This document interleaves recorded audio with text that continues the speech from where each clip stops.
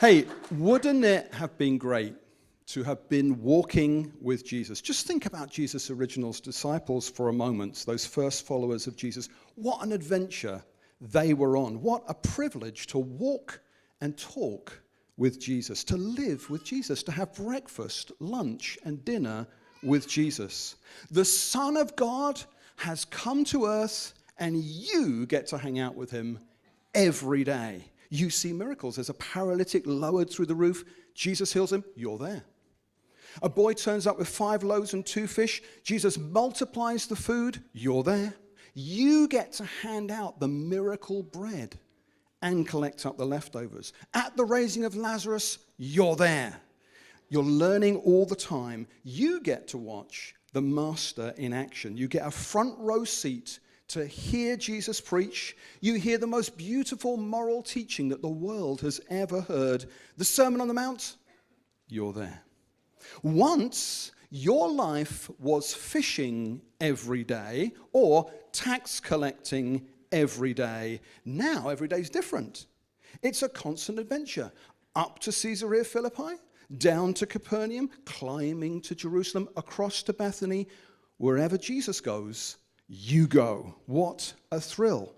The most famous epochal events in history, the events that fill up the art galleries of Europe, you were actually there when it happened. You don't need to rent the video. You don't need to watch a Hollywood reenactment. You were on location to witness the original. But folks, there were only a few years of human history when Christians could have physically walked with Jesus. If I had been born in 0 AD in Israel, I might have walked with Jesus. But because I was born in 1968 AD, I can't walk with Jesus. Or can I? What if Jesus anticipated this situation? What if Jesus knew there'd be millions, in fact billions of people who would want to walk with him, but who, like us, were born after he ascended to heaven? So how can we walk with Jesus every day? Well, Jesus actually gave us a clue. After his resurrection, as he walked along the road to Emmaus, he taught the Bible. He explained the Bible to his disciples. Just think of those disciples on the Emmaus road. After Jesus had left them, they asked each other, quote, "Were not our hearts burning within us while he talked to us on the road and opened the scriptures to us?" Luke 24:32.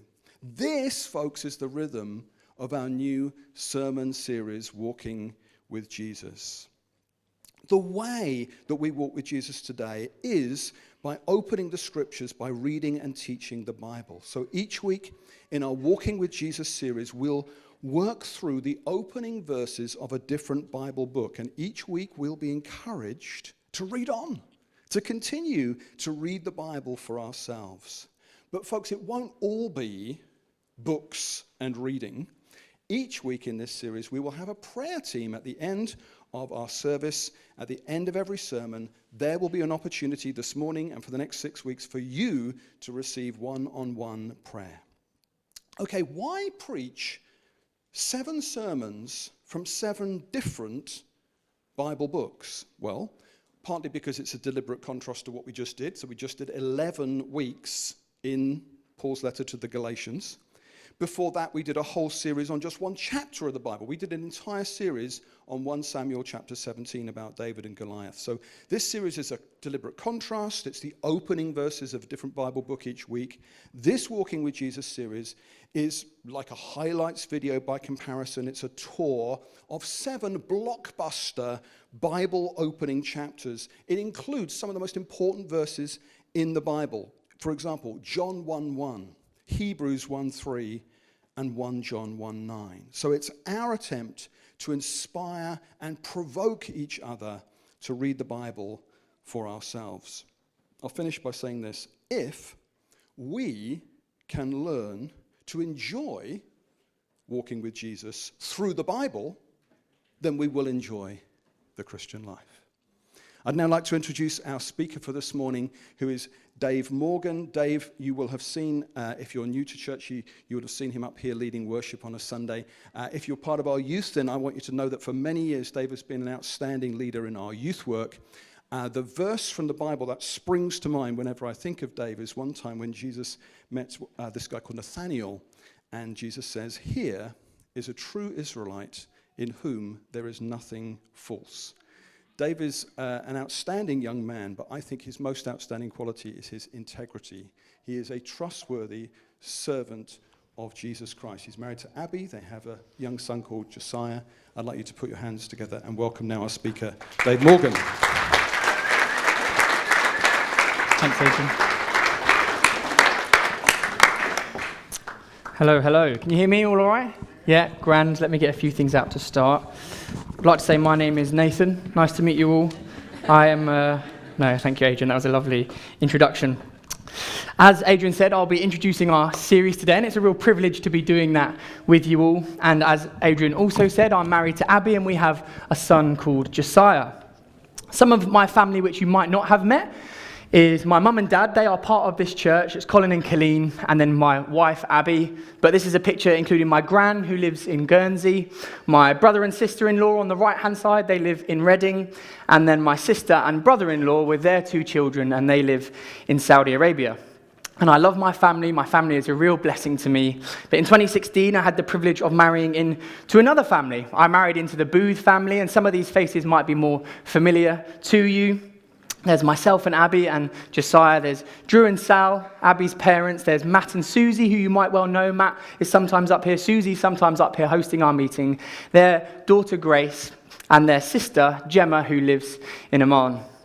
And, you know, for those of you that might know me, most of you will know me within the context of the Booth family. But before I married in, my route in to the Booth family was this guy. Now, this is one of my favourite photos of Matt. He's pulling what we call the Zachary smile. Who's Zachary? I'll let you know later. But me and Matt started hanging out in 2012. I was just finishing my A-levels, and I was a bit unsure what to do. I wasn't sure whether I'd go to university or not. And Matt said to me, "Why don't you come and do some part-time work with me?" And I was like, "Great, I don't know what else I'm going to do." So come 2012, this is me and Matt. I started working for a company called CEM Water Hygiene, which is who Matt worked for at the time, and it was maintaining commercial water systems and dosing systems and that sort of thing. And one thing you should maybe know about Matt is that sometimes he's a little bit of an overpromiser. He's a really honest guy, he's a lovely guy, but he's got big aspirations. And I remember him saying to me, he sold me this dream that, "Yeah, come and work with me. We'll do some part-time work together, and then there'll be a full-time job, and then we'll work together. It's going to be glorious." And 11 years later, I am still waiting for that full-time job. I am not working with Matt, but praise God, I'm doing something different now. My kind of career path took a different turn, and I'm working as a physio in a local NHS trust. But Matt has been a real blessing in my life. And Matt has also had a really positive influence on my role of walking with Jesus. And as we start this series and look at a passage in John, which is a well-known passage that is powerful, I want us to start thinking about what it means to walk with Jesus, to be with Jesus, and to know who Jesus is. Now, I said that this was a very powerful passage, and I don't know if you've ever had a powerful or a spiritual experience. For many in this room, like myself, that might have been an encounter with God. And I'm not talking about on a Sunday morning when you're in that place, when you're ready, you've come prepared to worship, but more in your day-to-day life when things take you by surprise. And on one occasion, this actually happened when I was working with Matt. One of the contracts that the company had was the London Zoo. And we got there in the morning before it was open to the public. And we're walking, and we're near the lion enclosure, and as the lions are waking up, they roar, and you feel this roar deep within you. You can kind of feel the roar. And in that moment, I was thinking of how the Bible describes Jesus as a lion, and it's his might that is explained and kind of seen and felt through a roar. But that also he's described as a lamb. He is gentle, he is lowly, and that ultimately he was led as a sacrifice for us. Another experience I had was in Rome. I went to Rome with Abby and Matt and some other friends, and Rome is so rich in history for anyone that's been there. It's such a fascinating place. But on one specific occasion, we went to this small church on the outskirts of Rome, and we went to see what is known as the Holy Stairs. And it's claimed that the mother of Constantine the Great had asked for these stairs to be brought from Jerusalem to Rome around 326 AD. And it's said that these stairs are the very stairs that Jesus walked up as he went to go and see Pontius Pilate and was condemned to be crucified. And whether these are those stairs or not, I remember thinking at the time, man, that is amazing that Jesus might well have walked up these stairs, and more had this overwhelming sense of appreciation, but also awe for Jesus walking up those stairs, knowing what he was about to go and do, knowing that he was about to be sentenced to be crucified. And then the next one that I had more recently, this experience, was when Josiah was born. And it wasn't on the day that he was born, it was a few weeks later. He's a few weeks old in this picture. And I remember sitting with him at night, just thinking how needy he is. Not that, that sounds harsh, doesn't it? But how vulnerable he is and how much he needed Abby and myself. And then actually thought about the passage that we're going to look at today. And I was reminded that God and Jesus were in perfect unity. It says that the Word was with God, that is Jesus, that they were together in perfect harmony, but Jesus made himself vulnerable and needy and came to earth as a baby, as flesh. And really all of this is a bit of a long-winded way to introduce this passage and think about this passage and how much awe it inspires, how powerful it is and how rich it is. And the reality is, you could probably speak about 5 or 6 sermons from this passage. There's a lot in there. But this morning, something I want to try and pull out is an understanding of who Jesus is and how we can walk with him.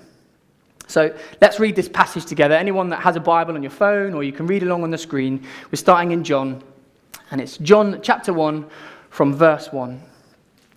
In the beginning was the Word, and the Word was with God, and the Word was God, the Word being Jesus. He was with God in the beginning. Through him all things were made. Without him nothing was made that has been made. In him was life, and that life was the light of all mankind. The light shines in the darkness, and the darkness has not overcome it. There was a man sent from God whose name was John. He came as a witness to testify concerning that light, so that through him all might believe. He himself was not the light. He came only as a witness to the light. The true light that gives light to everyone was coming into the world. He was made in the world, and though the world was made through him, the world did not recognize him. He came to that which was his own, but his own did not receive him.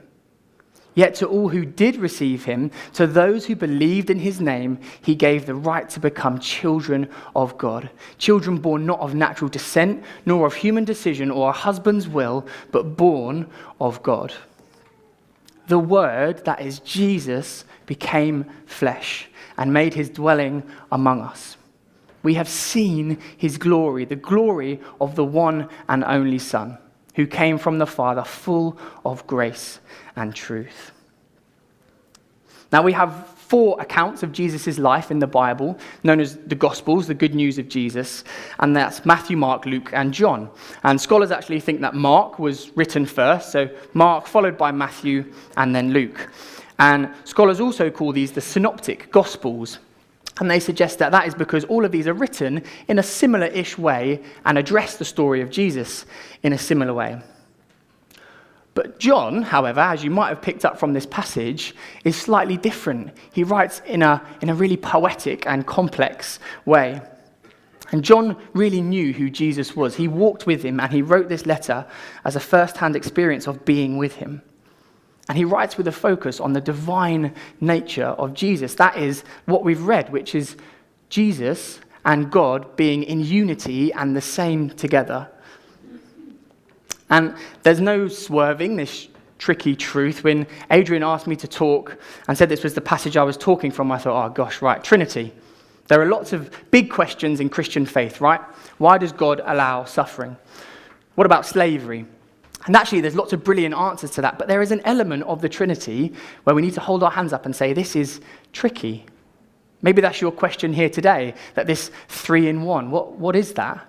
Maybe you're not a Christian today and you've heard of this idea, this concept that God is both Father, Son, and Spirit, and you think, I'm not sure I fully comprehend that. Maybe you're a Christian and equally you're like, yeah, I'm in for that. I'm puzzled by this as well. And I want to say that I think this passage in John helps shed some light on that. And I think it helps us understand the relationship between Jesus and God and Spirit and how all are described as God.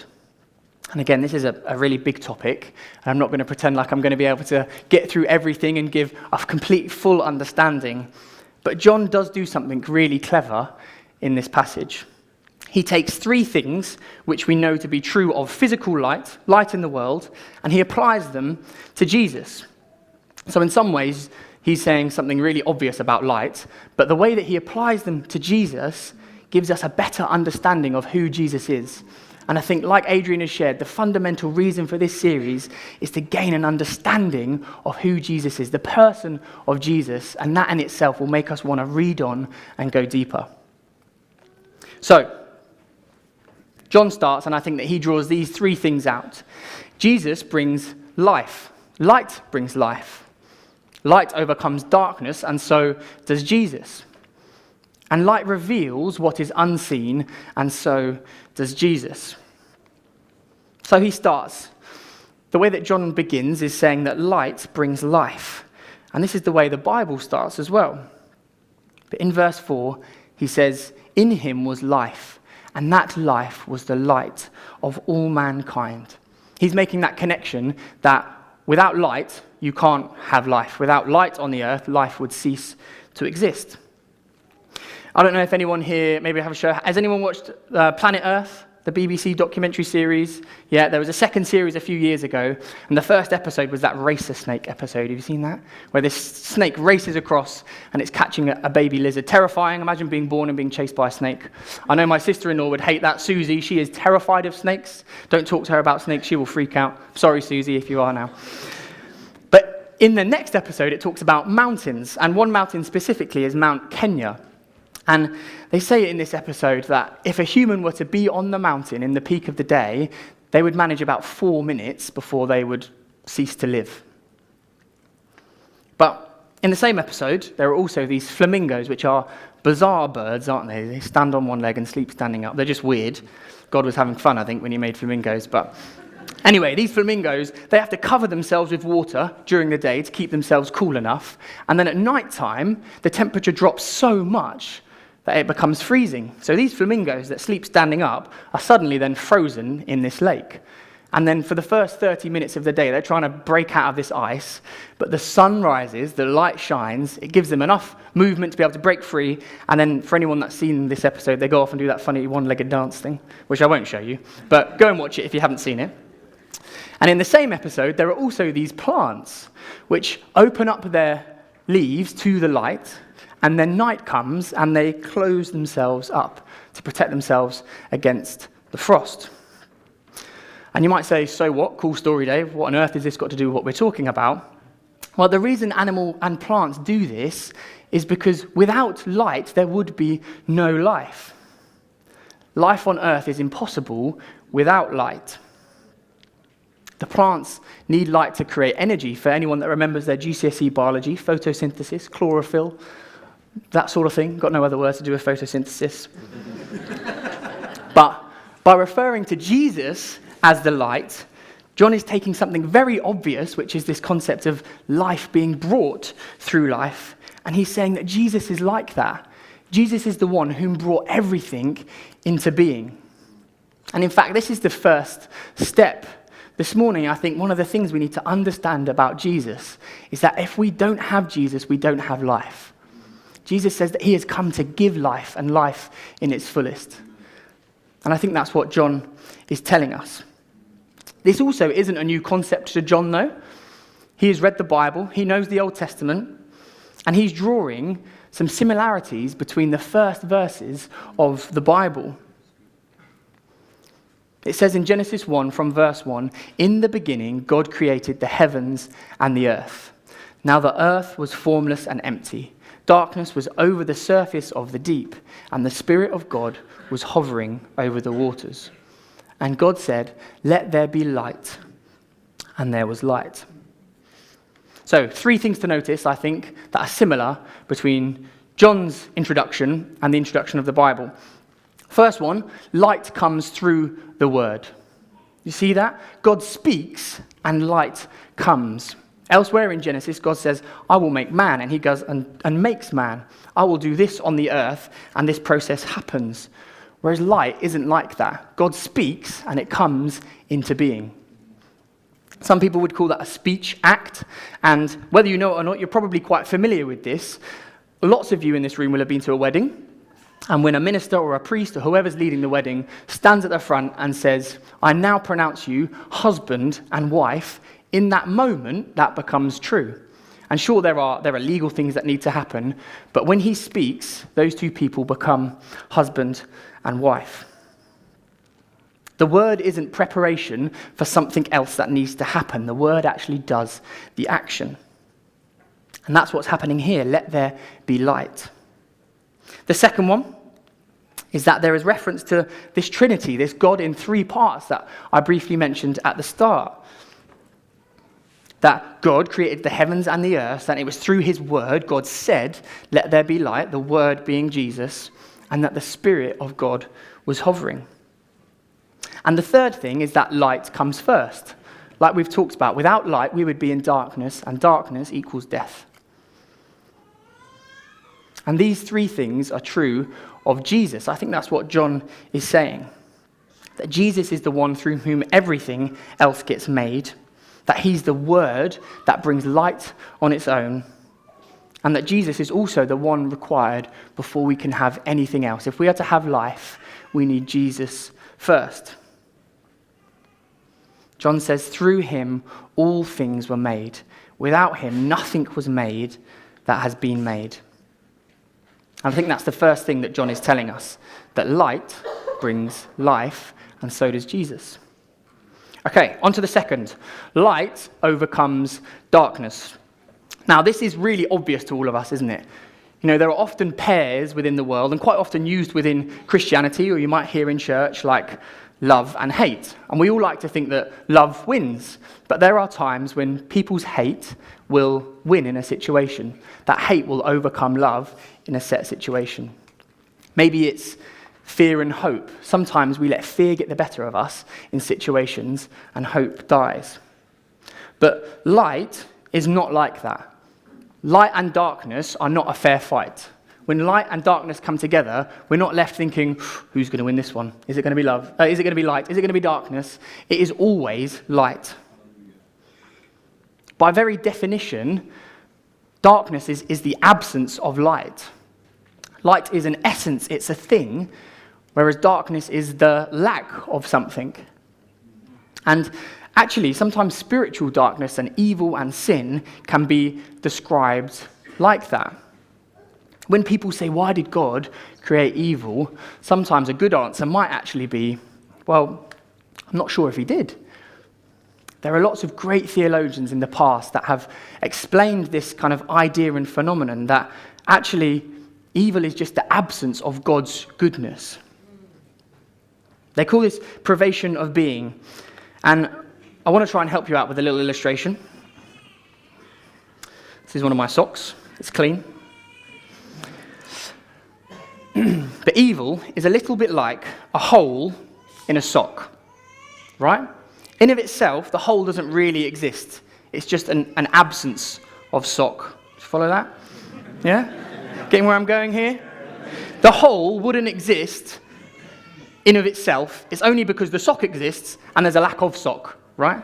And the evil is sometimes described as a little bit like that, that in the lack of goodness, in the lack of sock, a bad thing appears. Right? That might help. It's also a little bit lofty and might confuse you more. But anyway, sock. The next one that might help is like Swiss cheese. Now, I was scrolling through Facebook, as I do more often than I should, and I don't know if you ever do this, that you find yourself in a wormhole of videos where you're like, how have I just spent an hour looking at videos? But anyway, one of them was of this really sweet little girl who said that she loved eating the holes in Swiss cheese. And I said to you earlier, I mentioned a Zachary smile. Zachary Chapman is the eldest son of Tim and Rachel. Tim and Rachel Chapman. Tim came and shared this morning. They're involved in church. You'll have probably seen their face or know them well.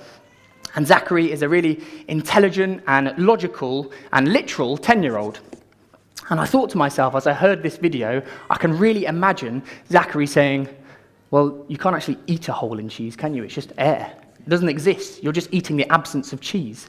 And if he were to say that, he would be right. And that's a little bit like this concept of darkness being something that doesn't actually exist. It's the absence of goodness, of light. Just by being there, light banishes darkness. I don't know if you've seen the film Selma. It is based on the march, a civil rights march led by Martin Luther King Jr. from Selma to Montgomery in the United States. And one of the reasons that they do this is because of the racial oppression and abuse that they are facing. But a lot of that is happening in the dark. It's happening in the unseen. And one of Dr. King's convictions about this march, and the reason that they do it, is to bring into the light what is going on. They know that they are going to be abused, they are going to be beaten, that they are going to be persecuted, that this is going to be difficult. But he holds on to the hope that once he has brought that oppression into the light, it can no longer go back to being in the darkness. Once light has been shed, once people have seen, it can no longer be unseen. It can't go back to being in the dark. And in a way, I think that's what John says happens with Jesus. Now that Jesus has come, now the light of the world has entered the world, we cannot go back to darkness. We can't think, oh, let's just hide in a corner, in our little corner of darkness. Once Jesus has come, the light has come into the world. John writes, the true light that gives light to everyone was coming into the world. He's saying there's no turning back. You cannot go back to darkness, even if you wanted to. A small match in a dark room brings light, and that is what Jesus is like. And I actually think this can be quite an encouragement for some of us in the room, well, lots of us actually. I think you might well agree that there has felt like there has been quite dark times in the past 2-3 years. You know, you turn on the news, and whether it's war, whether it's oppression, whether it's natural disaster, whether it's poverty, whether it's cost of living, there is fear everywhere. But actually, John is helping remind us that we need to look to the light. An American theologian wrote this about the early church, which is such a helpful reminder. He says, the early church didn't say, look what's coming to the world. Look what is coming into the world. They said, look what has come into the world. That's, look what the world is coming to. They said, look what has come into the world. So, Jesus brings life. Light brings life. Jesus has overcome darkness like light overcomes darkness. And then finally, I think John says that light reveals what is unseen. I don't know if you've ever had an experience of going on holiday. When me and Abby got married in 2016, we went on honeymoon to St. Lucia. It was lovely. We were looking at the holiday brochures thinking, wow, this looks amazing. This is a beautiful view. And you go, you get your stuff ready, you get in your car, drive to the airport, you get on the plane, you fly there, and then when you get off the plane, you're met by this. And it's nighttime, and you think, this looks like Gatwick. Other than maybe the heat that hits you, it could well be the same place that you had been 8 hours ago before a long-haul flight. And you get to your hotel, and the hotel's nice, you walk in, great. But there's none of this view. But come the morning, you open the curtains, and you're met by this beautiful view, this vista in front of you. You see this thing that you'd been longing to see. And the reality is, that was there last night. There's nothing new, there's nothing fresh about this. It's just that it's been made visible. John says that Jesus does that for God, for us.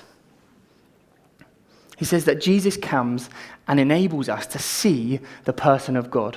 Jesus is the perfect embodiment of who God the Father is as God the Son. He stands before us and we get this clear picture of who he is. And then we can see, I I can see now who God is. God has always been a loving, merciful, joyful God that gives good gifts. But we couldn't physically see him. We could hear him, we could read his word, but up until the point of Jesus, we couldn't see him. We couldn't handle him. But the reality is that God has always been a God that cries at funerals and turns water into wine. We just couldn't handle that or touch that or see that. But that's what the disciples did. They saw the very person of God in front of them. Jesus unveils God. He unveils him. He makes him seen, and that we can see the person of God. A little bit later in John chapter 1, from verse 18, which we didn't read as the passage at the start, but John writes, "No one has ever seen God but the one and only Son, who is himself God and is in closest relationship with the Father, has made him known." And at the start, I said that you might find the Trinity slightly confusing, which it is, but I think John 1 does provide some clarity. And there's two very powerful images. And that's the relationship between Jesus, which is God the Son, and God the Father. Jesus is described as light, and that's what we've been looking at. But he's also described as the Word of God. It says that the Word of God was with him. Or put another way, he is what we can see, he is light, but he's also what we can hear, he is Word. Now, the Israelites, the people of God, John, as he writes this, prior to Jesus coming, they have the Word of God. They know who God is in the sense that they read his Word. They had the Torah, they studied him, they knew about God. But it's only when Jesus came, like I've said, that we get that clear picture of who God is, that the light is shed in that moment on the reality of the love of God because of what Jesus did and who he is.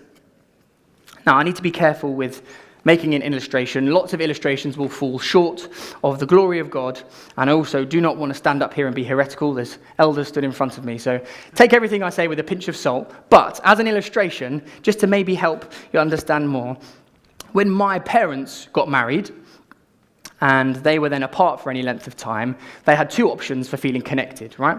My dad could either take a picture of my mum and look at a picture of my mum, which, doesn't really do anything for it. Actually, I should be careful what I say there, shouldn't I? My mum's a lovely lady, and she's lovely looking. But he doesn't feel connected to her through a picture, right? Or they could write to each other, or they just about could ring on the phone. They were just about born, married within that time frame. But when me and Abby got married in 2016, or for any of you that were married or together or separate, or for anyone actually for that matter, that wanted to connect with someone when you weren't with them, from 2003, Skype was invented, or for me and Abby, it's FaceTime. And actually, suddenly, there is a coming together of both this picture and this light. Picture and word. There is the light coming in, and we have the voice as well. And that forms such a clearer picture, right? For my dad, either speaking to my mum on the phone or looking at a picture of her, it's just not as clear as me seeing Abby in front of me on a screen, albeit on a screen. The Zacharys of the room might say, well, you're not really with Abby, are you? You're just looking at a series of pixels being transferred across the internet, which, yes, is absolutely true. So even though I can't actually see her, I have such a good representation of her right in front of me. And yes, take that with a pinch of salt. That's not the perfect illustration, but I think it can help us understand that is what Jesus does. That Jesus brings such a clear picture of who God is. And that's part of the goal of this series, is understanding who Jesus is, so that when we walk with him, we can know him and we can understand him. We can understand what he wants. We can understand what he does, the way in which he loves us, the things in which we want to do as response of that love. He shines and he speaks. He is the word and the light. I'm going to ask the band to come back up if they'd be happy to. Jesus is the light of the world. He brings life. He overcomes darkness. And he makes visible that which was invisible. He makes God clear in front of us. He gives a picture of God and who he is, displayed perfectly through the sacrifice, through the death on the cross so that we might come into relationship with him. On the first day of everything, it was dark, and the Spirit of God was hovering. And God says, lights. And his powerful word on its own brings light and life to the world. And then on a Sunday morning, in around 30 AD, the world is dark, people are crying, people are hopeless. The Son of God, the Word of God, is lying dead in a tomb. Jerusalem is dark. And then God says, lights. And his powerful word steps out of that tomb. Jesus is raised from the dead, and he brings dazzling light and life into the world, such that we can never go back, that when we come to know him, we can no longer be in darkness. Jesus has overcome darkness. He has given us life, and he has revealed the perfect picture of God through himself, that he is both the Son and the Father and the Spirit combined, that God is loving. And in that moment, we have this true picture of who Jesus is.